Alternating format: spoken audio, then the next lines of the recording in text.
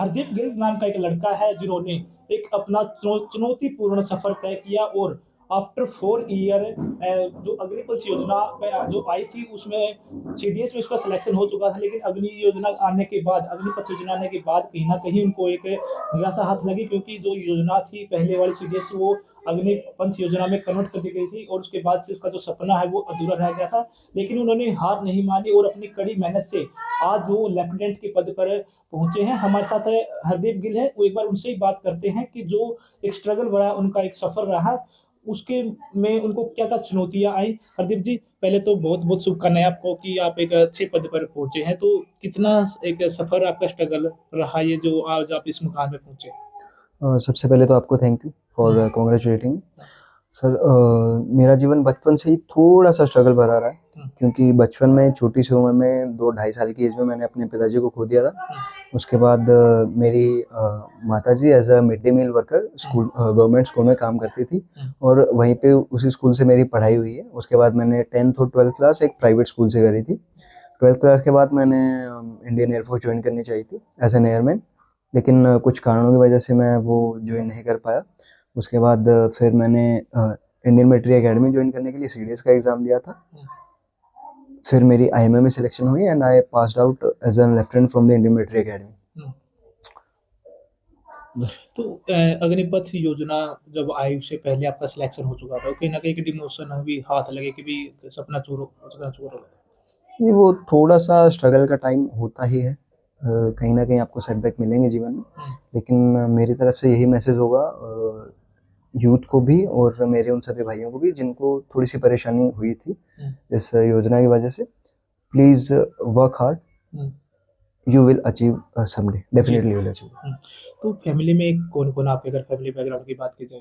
Sir अभी मेरी family में मैं, मेरी माँ और मेरी दीदी। तो कहीं ना कहीं पूरा परिवार आप पे ही डिपेंड है कि हरदीप जो कुछ करेगा एक परिवार को सोचकर ही करेगा, परिवार की तरफ देख कर। हाँ सर, हम 3 लोग हैं तो you can say that family मेरी तरफ ही देखती है।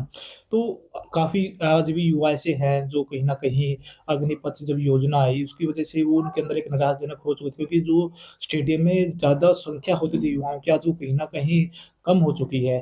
तो उनको भी एक पॉजिटिव मैसेज दे सकते। जी, उनके लिए ही एक पॉजिटिव मैसेज है दैट कि अगर मैं कर सकता हूँ तो आप भी बिल्कुल कर सकते हैं। आप में भी वो क्षमता है, अपनी क्षमता को पहचानिए और अपने ऊपर काम कीजिए। तो कोई आपका आइडल क्या था, यही तक वो चलता था या फिर इससे पहले भी कुछ आपने अपने आपको अलग से प्रिपेयर किया हुआ था अपने आइडल को पूरा करने के जी, मेरा ऐसे अलग से ऐसा कुछ नहीं था। लिए। मेरा जीवन में बस ये है कि कुछ ना कुछ ठीक-ठाक सा कर लूँ और मैंने अपना ठीक-ठाक कर लिया है थोड़ा। तो स्टडी क्या कुछ है कि आपने कहाँ तक क्या पढ़ाई की है? तो मैंने इग्नू से बीए किया हुआ है, वो मेरी ग्रेजुएशन है। उसके बाद मैंने अपने कॉम्पिटिटिव एग्ज़ाम्स की तैयारी करी थी। तो सोशल मीडिया पर भी कहीं न कहीं दूरी आपने बनाई होगी, तो कितना आप टाइम परिवार को दे पाए, कितना पढ़ाई को और कितना अ, अपने फ्रेंड से भी आपने गैप रखा होगा? सर बस अगर आप सिर्फ सोशल मीडिया को ही अपने जीवन से हटा दोगे तो आपके पास बहुत ज़्यादा टाइम बचेगा जो आप पढ़ाई पे, फैमिली के साथ, दोस्तों के साथ आप बिता सकते हो। अच्छा। सबसे ज़्यादा टाइम आपका सोशल मीडिया और मोबाइल फ़ोन ही कंज़्यूम करता है। तो कहीं न कहीं दोस्त कभी आपको ऐसी बातें बोलते थे कि भई आप ज़्यादा हमसे दूर हो चुके हो, अब हमारे से टाइम नहीं पार्टिसिपेट कर पाते, तो कभी ऐसा कुछ हुआ? जी नहीं, ऐसा कभी कुछ नहीं हुआ कि मेरे दोस्त ने मेरे दोस्त और मेरी फैमिली हमेशा मेरे साथ सपोर्टिव ही रहे हैं।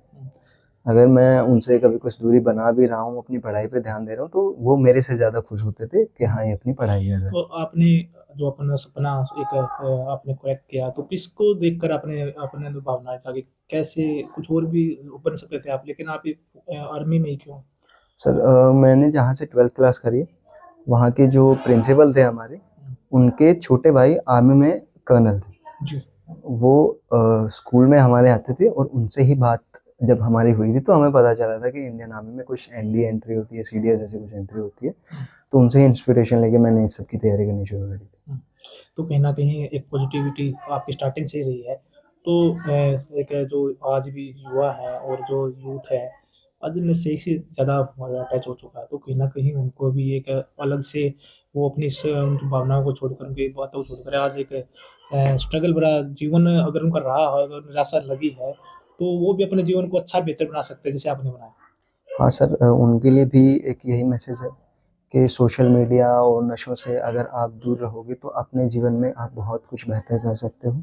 आप अपने लिए बहुत ज़्यादा टाइम बचा सकते हो जो अपनी फैमिली के साथ, फ्रेंड्स के साथ, अपनी पढ़ाई के साथ, किताबों के साथ, अपने काम के साथ यूटिलाइज़ कर सकते आपके परिवार का सपना भी कुछ और था आपको बुलाने का, या फिर आपकी माता का सपना था ये?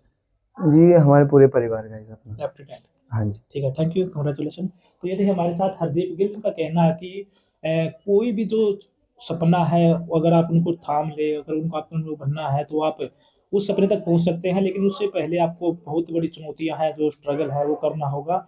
लेकिन हार नहीं माननी है, क्योंकि जब ये 2 साल के थे, तो उस समय जो इनके परिवार में जो एक मेन पॉइंटेड आदमी होता है, उसका फादर, उसकी डेथ हो चुकी थी। उसके बाद से इन्होंने अपना जो पूरा परवरिश की बात की जाए फैमिली की, तो इसकी माताजी हैं, उन्होंने फैमिली की परवरिश की, और आज जो लेफ्टिनेंट के पद पर पहुँचे हैं, ये अपना सारा क्रेडिट है अपने परिवार, अपनी माता को देते हैं। और एक युवा को मैसेज दिया है कि युवा आज कहीं न कहीं जो अग्निपथ योजना आई, उसके बाद से अगले अपने आप को नर्वस महसूस करने लगे थे, तो वो भी अपने आप को अच्छा-सा प्रिपेयर करके अपने सोशल मीडिया से दूरी बनाकर अपना जो सपना है, उसको वो पूरा कर सकते हैं।